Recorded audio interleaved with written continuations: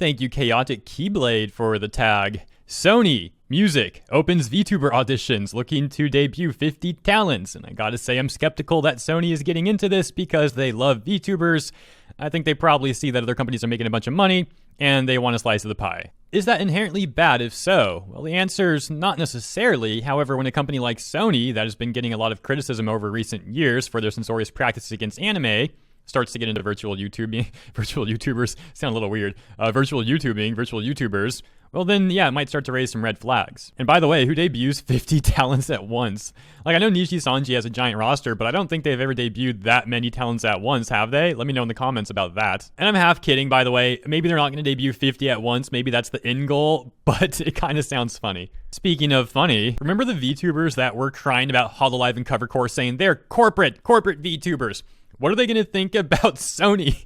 Covercore evaluation's probably around like $12.5 million for the company. Sony is over 120 billion with a B. Here's Sony's website for their virtual YouTubers, by the way. I guess they're calling it VPIG, NECs, VPI. I'm kidding. It's probably VP Genesis. VP Genesis. Maybe that's it. VTubers are human too, they say. Because we are human, we need friends in order to... Sony, what are you doing here?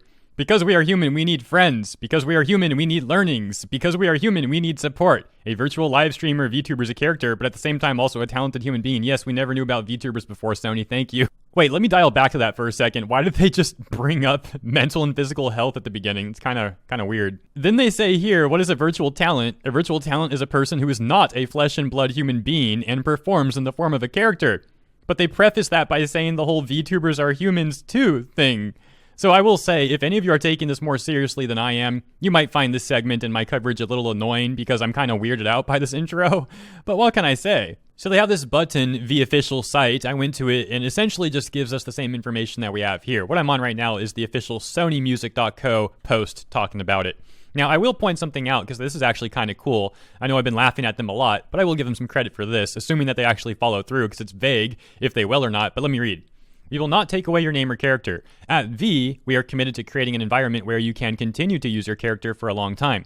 As part of this, we hope to share the rights to your name and character with you in the future. The character that you have developed along with your talent is part of your career and an important asset. We aim to create an environment where you can continue to use your character in a way that does not stop your activities, including careers that we cannot fully support. Now, there are some very important caveats to that.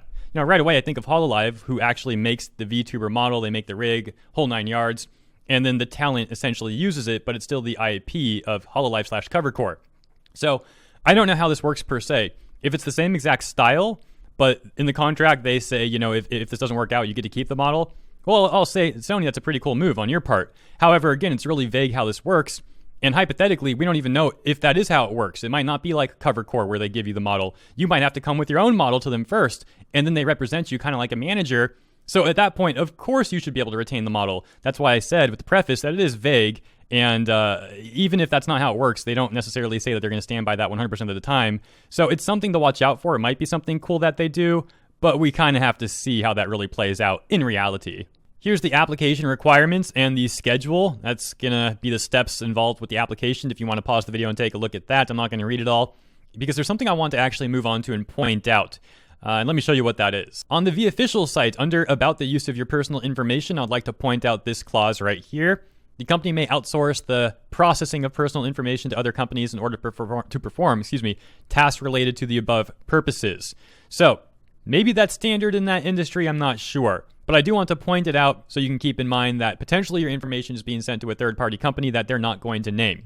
Now, this is specifically for contacting them, not necessarily for the VTuber application, so I don't know if it will work the same way, but since they don't clarify either way, make of it what you will. And that's the gist of this news. If you'd like even more information, go ahead and go to V's website or Sony's website about V, and thank you for tuning in. This will probably be my only segment today, but I look forward to catching you in the next one, and you have a great rest of your Friday.